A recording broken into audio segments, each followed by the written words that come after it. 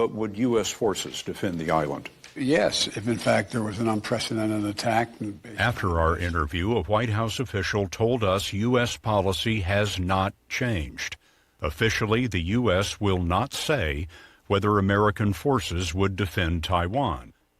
That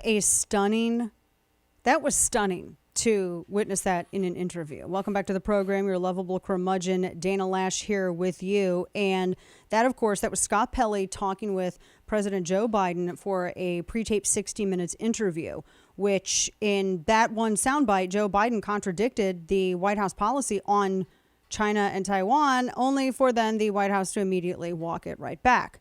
So, of course, we have to get Stephen Yates' response to this. As you know, Steve is a senior fellow to the American First Policy Institute. You can find him also on Twitter at YatesComs, and he's chair of the China Policy Initiative. So, Steve, first off, good to see you. Happy Monday. This was very unusual to me because I don't recall any other time a sitting president talking with 60 Minutes and then basically for them to do this postscript voiceover, adding that, oh no, the policy, everything that you heard the president just say about Taiwan and China hasn't actually changed. He's wrong. What was your reaction to that interview and the way they handled that? Well, there's the comms part of it, and you're absolutely right. I can't think of a single time in the history of broadcast television that has ever been done. Very odd from a White House comms point of view, very odd from a network point of view. Your newsmaker is the president, not some anonymous staffer who comes in with Darth Vader voice to give some kind of a clarification. So, I mean, from a comms point of view, it was really weird. From a diplomatic point of view, this is really the worst possible way to do things. This is, I think, the third, possibly the fourth time the president himself has said what his policy is in this area, and it's if Taiwan is attacked, the United States would intervene on Taiwan's behalf. Now, that might sound controversial to people, but there's a heck of a lot of people in policymaking who know that's essentially been the U.S. position for decades. What you say, when you say it, how you say it might kind of get shaved around the edges, but that's not news. And that's why someone who was in the Senate for 50 years and the White House's vice president would say that. What's bizarre is the undercutting of the commander-in-chief. Now, I'm no fan of Joe Biden. I don't want to give him the benefit of the doubt. But in the last administration, we had a pretty hostile position towards people in the bureaucracy who deigned to say they spoke for the United States, as opposed to the elected commander-in-chief. Whoever ends up in the Oval Office sworn in, that's the commander-in-chief. And I don't know who this White House staffer is, but they ought not be anonymous. They very clearly are speaking with authorization, and the chief of staff should be fired for this. Yeah, this was, it was just wild. And you knew the moment he said it, you knew they were going to come in. There was going to be an immediate walk back from the White House. You bring up, talking with Steve Yates, a very interesting question, because he's been in the Senate for, like forever, before being in the vice presidency role and now as president of the United States. Do you chalk this up to him, like health issues, cognitive issues, or is this just his somewhat passive-aggressive way to push back? Is this a real difference between himself and his own advisors, or is it a cognitive thing? Why does he, because as you noted, he says this every single time the issue comes up, and this is the third time they've walked it back. Well, there's definitely things that are unusual about how he communicates, among other things, when it comes to our president. But in this instance, I think he's saying what he means. I mean, once or twice, you can chalk it up as a gaffe.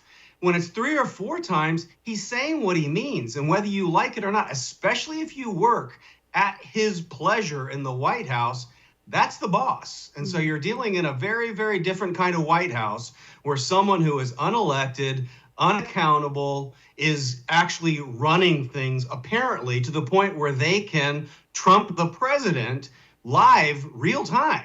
Yeah. It goes to tape, but they're real time fixing this. I've never seen anything like it. It definitely undermines deterrence of China, but it also undermines anyone who wants to bank credibility in the promises of the president. How do you send the president out to negotiate with world leaders or have world leaders come in for private meetings with him after you've seen this 3 to 4 times? You know you can't count on anything that is brought to you in person and officially. How do you think there were furious phone calls between people in the administration and maybe those representatives in Beijing or in Taipei or however. I mean, I would imagine that there would had to be some kind of back channel conversations take place. Well, the most sickening part of my life experience watching the sort of permanent bureaucracy and those who kind of sweep in and sweep out of government in this policy area is there's a Pavlovian response. The Chinese don't have to huff and puff and blow the house down. These people preemptively will capitulate to what Beijing's point of view is before the angry letter is received. Now, I was in the White House when some hotshot fighter pilot knocked one of our EP-3 planes down out of the sky, and the Chinese couldn't find the phone to answer it for like 3 days. Wow. And so they don't seem to be on the hot seat to be responsive. But apparently the Biden White House, even without the Chinese having to call in, are preemptively trying to smooth things over. For what? My climate or my inflation or what? Yeah, that's a very good point. Last question for you. We're talking with Stephen Yates, and we always appreciate his perspective on this. Do you think there will be, usually when something like this happens, there's always some strongly, bizarrely worded, strongman response that comes out of Beijing. I'm just waiting to see. I mean, I know this just aired yesterday, but I feel like it should have been out any time now. Yeah, well, obviously, when Nancy Pelosi visited Taiwan, they gave the whole full banquet of responses. Yeah. This time, maybe this anonymous staffer capitulated so openly and so immediately that they don't have to huff and puff and put on a show.